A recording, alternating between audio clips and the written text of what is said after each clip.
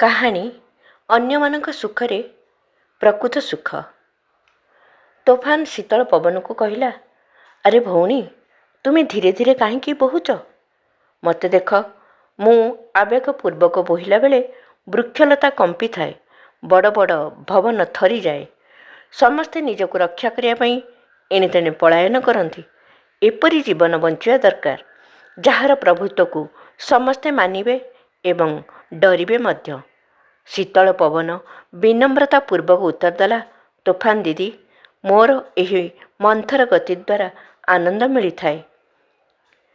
ଏଥିରେ କାହାକୁ କଷ୍ଟ ହୋଇନଥାଏ, ଆଉ ମୁଁ ଯାହାକୁ ଛୁଇଁଥାଏ ତାର ଚେହେରାରେ ଶାନ୍ତିର ରେଖା ଛାଡ଼ି ଯାଇଥାଏ।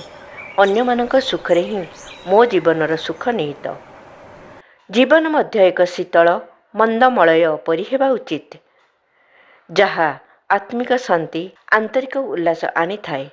ଆବେଗପୂର୍ଣ୍ଣ ଜୀବନ ତୋଫାନ ପରି ନିଜର ଓ ଅନ୍ୟମାନଙ୍କର କଷ୍ଟର କାରଣ ହୋଇଥାଏ। ଧନ୍ୟବାଦ।